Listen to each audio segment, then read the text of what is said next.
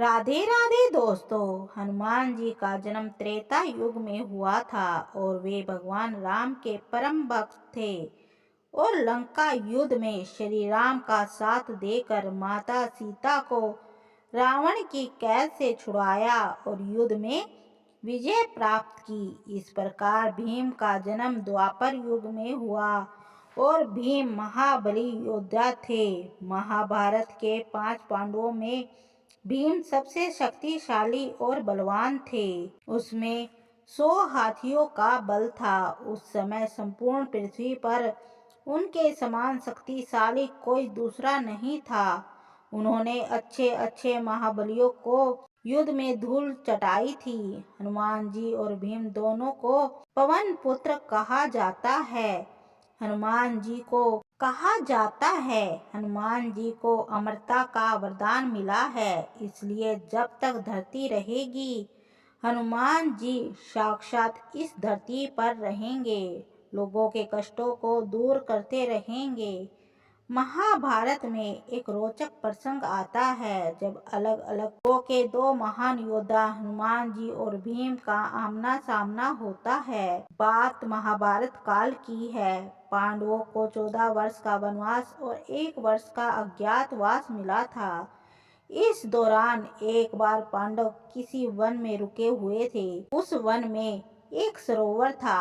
उस सरोवर में सुगंधित कमल पुष्प लगे हुए थे जिनकी सुगंध चारों तरफ फैल रही थी। द्रौपदी को इन पुष्पों की सुगंध अपनी ओर आकर्षित कर रही थी।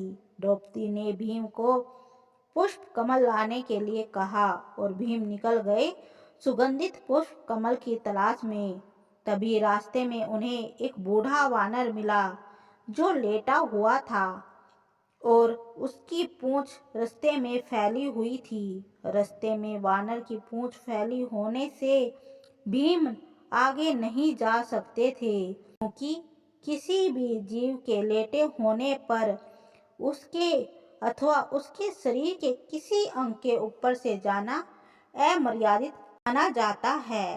अपने रास्ते में वानर की पूंछ देखकर भीम ने वानर से अपनी पूंछ हटाने के लिए कहा। भीम की बात सुनकर वानर बोला, भाई मैं तो राम का भक्त हूँ, राम जी की कृपा से यहाँ लेटा हुआ हूँ। आप चाहे तो मेरे या मेरी पूंछ के ऊपर से जा सकते हैं। भीमसेन को वानर की बात पसंद नहीं आई और उन्होंने गुस्से में वानर से अपनी पूंछ हटाने के लिए कहा। भीमसेन की बात सुनकर वानर बोला, भाई आप तो पृथ्वी के सबसे शक्तिशाली व्यक्ति हो, आप ही मेरी पूंछ हटा दो। भीम ने बार बार वानर से अपनी पूंछ हटाने के लिए कहा और वानर ने भी बार बार यही उत्तर दिया।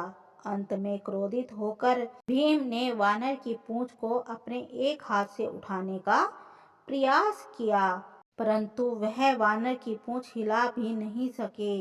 भीम ने फिर अपने दोनों हाथों से वानर की पूंछ हटाने का प्रयास किया, परंतु वो वानर की पूंछ टस से मस नहीं कर सके। भीम ने बार बार प्रयास किया, हर बार उन्हें असफलता ही हाथ लगी। भीमसेन समझ गए कि यह कोई साधारण वानर नहीं है, अपितु कोई देव पुरुष है जो भीम की परीक्षा ले रहे हैं। भीम ने दोनों हाथ जोड़कर अपनी गलती स्वीकार करते हुए वानर से उनका परिचय पूछा। वानर ने अपना परिचय श्री राम के सेवक के रूप में बतलाया। वानर की इतनी बात सुनकर भीम समझ गए कि ये कोई और नहीं अपितु साक्षात हनुमान जी हैं। हनुमान जी भीमसेन ने हनुमान जी को प्रणाम करते हुए कहा, क्षमा करें हनुमान जी, मुझे अपनी शक्ति पर झूठा अभिमान हो गया था।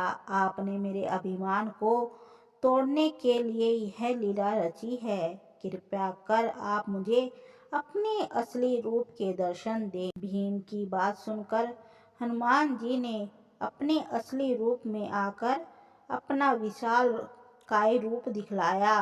हनुमान जी ने भीम से कहा, हम दोनों ही पवन पुत्र हैं, इसलिए तुम मेरे छोटे भाई भी हो। यही कारण है कि मैं तुम्हें बार बार भाई कहकर संबोधित कर रहा था।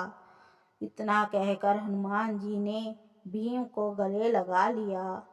हनुमान जी के गले लगकर भीम को लगा मानो उसके शरीर में अथाह शक्ति का संचार हो गया हो। भीम ने हनुमान जी से आग्रह किया कि वह कौरवों के साथ होने वाले युद्ध में पांडवों का साथ दे। जिस पर हनुमान जी ने कहा, जिस युग में से मैं हूँ वह युग दूसरा था। उसमें मैंने श्री राम के लिए कई युद्ध किए थे।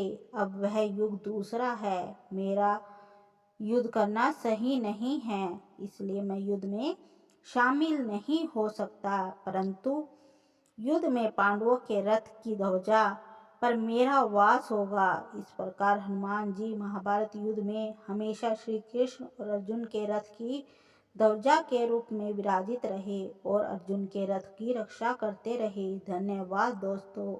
अगर आपको यह वीडियो अच्छी लगी हो तो हमारे चैनल को सब्सक्राइब कीजिए, लाइक कीजिए, शेयर कीजिए।